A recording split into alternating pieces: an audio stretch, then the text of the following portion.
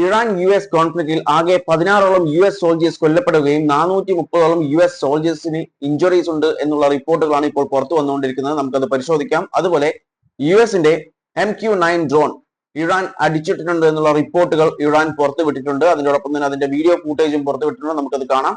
അതുപോലെ മറ്റൊരു റിപ്പോർട്ടാണ് ജോർദാനിലും കുവൈത്തിലും ബഹ്റൈനിലും ഒക്കെയുള്ള യുഎസിന്റെ ബേസിൽ നേരെ ഇറാൻ ആക്രമണം നടത്തിയിട്ടുണ്ട്. അതിന്റെ വീഡിയോ ഫൂട്ടേജ് ഒക്കെ ഇപ്പോൾ പുറത്തു വന്നുകൊണ്ടിരിക്കുന്നത്. നമുക്ക് ആദ്യം തന്നെ ജോർദാനിലുള്ള US ബേസിന് നേരെ ഇറാൻ ആക്രമണം നടത്തിയിട്ടുള്ള വിഷ്വൽസ് ഒന്ന് കാണാം.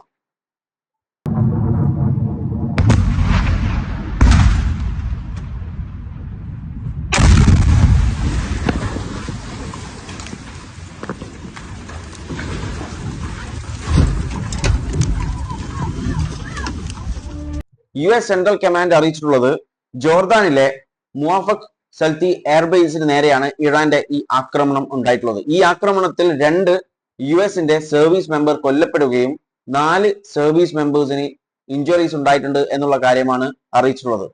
ഇതും കൂട്ടി ചേർത്തിട്ട് പെന്റഗൺസ് ഡിഫൻസ് കാഷ്വാലിറ്റി അനാലിസിസ് സിസ്റ്റത്തിൽ ഇപ്പോൾ US പബ്ലിഷ് ചെയ്തിട്ടുള്ളത് ടോട്ടൽ 16 US സോൾജേഴ്സ് കൊല്ലപ്പെട്ടിട്ടുണ്ടെന്നും അതുപോലെ 430-ൽ കൂടുതൽ ഇൻഡിവിജ്വൽസിന് ഇഞ്ചുറീസ് സംഭവിച്ചിട്ടുണ്ട് എന്നുള്ള കാര്യമാണ് ഇപ്പോൾ പബ്ലിഷ് ചെയ്തിട്ടുള്ളത്.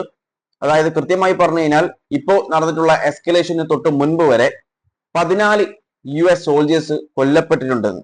അതിൽ 13 പേർ സർവീസ് മെമ്പേഴ്സും ഒരു US നാവി പൈലറ്റുമാണ് കൊല്ലപ്പെട്ടിട്ടുണ്ടായിരുന്നത്. ഇപ്പോൾ ജോർദാനിലെ ഈ ഒരു ആക്രമണത്തിൽ 2 അങ്ങനെ ടോട്ടൽ 16 US സോൾജേഴ്സ് കൊല്ലപ്പെട്ടിട്ടുണ്ട് എന്നുള്ള വിവരമാണ് ഇപ്പോൾ പെന്റഗൺ പുറത്തുവിട്ടുള്ളത്. പക്ഷെ മറ്റു ഒരുപാട് റിപ്പോർട്ടുകൾ വരുന്നുണ്ട്. 16 അല്ല 50-ൽ കൂടുതൽ US സോൾജേഴ്സ് കൊല്ലപ്പെട്ടിട്ടുണ്ട് എന്നുള്ള റിപ്പോർട്ടുകളും വന്നിട്ടുണ്ട്. പക്ഷെ അതൊന്നും വെരിഫൈഡ് അല്ല. ഇത് വെരിഫൈഡ് ആണ്, കാരണം ഇത് പെന്റഗൺ പബ്ലിഷ് ചെയ്തിട്ടുള്ള റിപ്പോർട്ടാണ്. ഇനി ഇറാനിന് കാഷ്വാലിറ്റീസ് ഒന്നും ഇല്ലേ എന്ന് ചോദിച്ചു കഴിഞ്ഞാൽ അതും ഉണ്ട്. കഴിഞ്ഞ 3 ആഴ്ചന്റെ ഉള്ളിൽ ഇറാൻ അറിയിച്ചിട്ടുള്ളത് US സ്ട്രൈക്ക് മൂലം 50ഓളം ആളുകൾ കൊല്ലപ്പെട്ടിട്ടുണ്ട്. അത് മാത്രമല്ല 500ഓളം ആളുകൾക്ക് ഇഞ്ചുറീസ് ഉണ്ടായിട്ടുണ്ട് എന്നുള്ള ഒരു കാര്യം പുറത്തുവിട്ടിട്ടുണ്ട്. ഇതിനുശേഷം ഇറാൻ കുറച്ചും കൂടി അഗ്രസീവ് ആയിട്ടുണ്ട്. അതിനുള്ള റീസൺസ് ഉണ്ട്. അതായത് ഒന്നാമത്തെ റീസൺ ഇത് തന്നെയാണ്. അതായത് 50ഓളം പേര് 3 ആഴ്ചയ്ക്കുള്ളിൽ കൊല്ലപ്പെട്ടിട്ടുണ്ട്. ഓക്കെ, അതുപോലെ സിഗ്നിഫിക്കന്റ് ഡാമേജസ് ഇറാൻ സംഭവിച്ചിട്ടുണ്ട്. അതായത് യുഎസിന്റെ അറ്റാക്ക് മൂലം ഇറാൻ എന്ത് ചെയ്തിട്ടുണ്ട്, ഇറാന്റെ പല ഫെസിലിറ്റീസിന് നേരെയും ബ്രിഡ്ജസും അതുപോലെ മറ്റ് ഇൻഫ്രാസ്ട്രക്ചേഴ്സിനും ഒക്കെ നേരെ എന്ത് ചെയ്തിട്ടുണ്ട്, US സ്ട്രൈക്ക് ചെയ്തിട്ടുണ്ട്. അപ്പൊ ഇതൊക്കെ കൂടുതലായിട്ട് ഇറാനെ അഗ്രസീവ് ആക്കി മാറ്റിയിട്ടുണ്ട്. അതിനുള്ള തെളിവുകൾ എന്ന് പറയുന്നത് ആദ്യം തന്നെ കഴിഞ്ഞ 4 മാസത്തിനുള്ളിൽ ഇത് ആദ്യമായിട്ടാണ് ഇറാന് സൗദി അറേബ്യക്ക് നേരെ ഒരു ബാലിസ്റ്റിക് മിസൈൽ അറ്റാക്ക് നടത്തുന്നത്. US ബേസിന്, അതായത് സൗദി അറേബ്യയിലുള്ള US ബേസിന് നേരെയാണ് ഈ ഒരു ബാലിസ്റ്റിക് മിസൈൽ അറ്റാക്ക് നടത്തിയിട്ടുള്ളത്. അത് മാത്രമല്ല സിഗ്നിഫിക്കന്റ് ഡാമേജ് കുവൈത്തിൽ നടത്തിയിട്ടുണ്ട്. അതായത് ഓയിൽ ഫെസിലിറ്റിക്ക് നേരെ സ്ട്രൈക്ക് ചെയ്യുകയും അവിടെ ഇഞ്ചുറീസും ഡാമേജസും ഒക്കെ ഉണ്ടായിട്ടുണ്ട് എന്നാണ് കുവൈത്തി ഗവൺമെന്റ് ഇപ്പോൾ അറിയിച്ചിട്ടുള്ളത്. അത് മാത്രമല്ല കുവൈത്ത് പറഞ്ഞിട്ടുള്ളത് Iran hit second power plant, അതായത് കുവൈത്തിലെ 2ാമത്തെ പവർ പ്ലാന്റിന് നേരെയും എന്ത് ചെയ്തിട്ടുണ്ട്, ഇറാൻ അറ്റാക്ക് നടത്തിയിട്ടുണ്ട് എന്നുള്ള ഒരു കാര്യം ഓൾറെഡി പറഞ്ഞിട്ടുള്ളത്. ഫ്രൈഡേ, വെള്ളിയാഴ്ചയാണ് ആദ്യത്തെ അറ്റാക്ക് നടന്നിട്ടുള്ളത്, ആദ്യത്തെ പവർ പ്ലാന്റിന് നേരെ ആക്രമണം നടത്തിയിട്ടുള്ളത്. ഇപ്പോൾ ശനിയാഴ്ച 2ാമത്തെ പവർ പ്ലാന്റിന് നേരെയും ഇറാൻ ആക്രമണം നടത്തിയിട്ടുണ്ട് എന്നാണ് കുവൈത്തി അറിയിച്ചിട്ടുള്ളത്. അതുപോലെ കുവൈത്തിലേക്ക് നടത്തിയിട്ടുള്ള ഒരു അറ്റാക്കിന്റെ ദൃശ്യങ്ങൾ ഇപ്പോൾ പുറത്തു വന്നിട്ടുണ്ട്. നമുക്ക് ആ ദൃശ്യം ഒന്ന് കാണാം.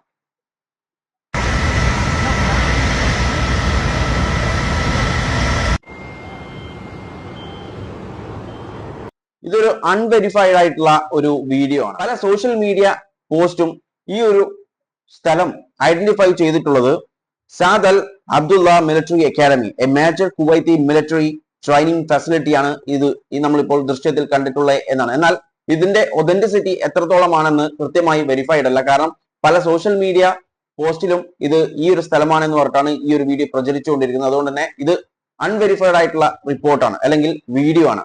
ഇത് വെരിഫൈ ഇതുവരെ ചെയ്തിട്ടില്ല.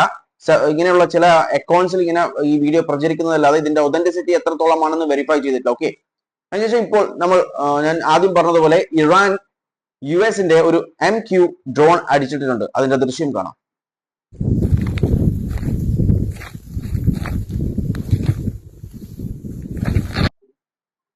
ഇറാനിയൻ മീഡിയ ആണ് ഈ ഒരു സംഭവം പുറത്തുവിട്ടിട്ടുള്ളത്. അതായത് ഈ ഫൂട്ടേജിൽ കാണിച്ചിട്ടുള്ളത് യുഎസിന്റെ MQ-9 റീപ്പർ ഡ്രോൺ വെസ്റ്റേൺ ഇറാനിൽ അടിച്ചിട്ടിട്ടുണ്ട് എന്ന കാര്യമാണ് റിപ്പോർട്ട് ചെയ്യുന്നതിനിടയിലാണ് ഈ ഒരു ഫൂട്ടേജും കൂടി പുറത്തു വിട്ടിട്ടുള്ളത്. അതായത് US-ന്റെ ഒരു ഡ്രോണിനെ ഇറാൻ അടിച്ചിട്ടിട്ടുണ്ട്. അതുപോലെ US-ഉം ഇറാനും തമ്മിലുള്ള ഈ ഒരു കോൺഫ്ലിക്റ്റ് ഡേ ബൈ ഡേ കഴിയുന്നതിനെ ഇതിന്റെ ഇന്റൻസിറ്റി അധികരിക്കുകയാണ്, കുറയുകയല്ല ചെയ്യുന്നത്. പ്രത്യേകിച്ചും 4 മാസത്തിന് ശേഷം ഇതാദ്യമായിട്ടാണ് സൗദി അറേബ്യയിലെ US ബേസിന് നേരെ ഇറാൻ ആക്രമണം നടത്തിയിട്ടുള്ളത്. മാത്രമല്ല US ഇറാനെ നല്ല രീതിയിൽ അറ്റാക്ക് ചെയ്തിട്ടുണ്ട്. ഒരുപാട് ഫെസിലിറ്റീസ് ഡാമേജ് ആയിട്ടുണ്ട്. അതുപോലെ തിരിച്ച് US ബേസിന് നേരെ ഇറാനും ആക്രമണം നടത്തിയിട്ടുണ്ട്. അത് മാത്രമല്ല പല ഇൻഫർമേഷൻസും ഇപ്പോൾ പുറത്തു വന്നുകൊണ്ടിരിക്കുന്നു, പല റിപ്പോർട്ടുകളും വന്നുകൊണ്ടിരിക്കുന്നത് പല എയർപോർട്ടിന് നേരെ ഇറാൻ ആക്രമണം നടത്തിയിട്ടുണ്ട്. പ്രത്യേകിച്ചും കുവൈത്തിലെ അതുപോലെ അബുദാബി എയർപോർട്ടിനെ ടാർഗറ്റ് ചെയ്തിട്ടുണ്ട് എന്നുള്ള വിവരങ്ങളൊക്കെ പുറത്തു വരുന്നുണ്ട്. അങ്ങനെ ഒരുപാട്, അതായത് വലിയ രീതിയിലുള്ള ഒരു എസ്കലേഷൻ ആണ് ഇപ്പോൾ ഈ ഒരു കോൺഫ്ലിക്റ്റിൽ നടന്നുകൊണ്ടിരിക്കുന്നത്. അങ്ങനെ വരുമ്പോൾ പലതരത്തിലുള്ള പ്രശ്നങ്ങൾ ഇപ്പോൾ നമ്മുടെ ഇന്ത്യയിൽ അടക്കം നടക്കും, സാമ്പത്തികമായിട്ടും നടക്കും. അത് മാത്രമല്ല ഇന്ത്യയിലെ ഒരുപാട് ആളുകൾ അവിടെ വർക്ക് ചെയ്യുന്നുണ്ട്. അപ്പോൾ അവരുടെ ഫാമിലി ഒക്കെ ഇവിടെ ഇപ്പോൾ ടെൻസ്ഡ് ആയിരിക്കും, അവരും ടെൻസ്ഡ് ആയിരിക്കും. അത് മാത്രമല്ല അവിടെ ജീവിച്ചുകൊണ്ടിരിക്കുന്ന ആളുകൾ എല്ലാവരും മനുഷ്യരാണ്. അപ്പോൾ അവർക്കൊക്കെ ഈ ഒരു ടെൻഷനും കാര്യങ്ങളൊക്കെ ഉണ്ടാവും. അത് വലിയൊരു ട്രോമയായിരിക്കും. ഓക്കെ, അത് മാത്രമല്ല എക്കണോമിക്കലി വലിയ തരത്തിലുള്ള നാശനഷ്ടങ്ങളും സംഭവിച്ചുകൊണ്ടിരിക്കുന്നുണ്ട്, ഇനിയും സംഭവിക്കും. അതായത് ഈ ക്രൂഡ് ഓയിൽ ആവട്ടെ, അങ്ങനെയുള്ള അതുപോലെ ട്രേഡ് ബ്ലോക്ക് ആവാനുള്ള സാധ്യത ഉണ്ട്. അങ്ങനെ ഒരുപാട് കാര്യങ്ങൾ ഇതിന്റെ പിന്നിലുണ്ട്. അപ്പോൾ ഈ ഒരു യുദ്ധം എന്ന് പറയുന്നത് US-ഉം ഇറാനും മാത്രമല്ല, എൻറ്റയർ ഗ്ലോബലി, അതായത് ലോകത്തുള്ള എല്ലാ രാജ്യങ്ങളെയും ഈ ഒരു സംഭവം എഫക്ട് ചെയ്യുന്നതാണ്.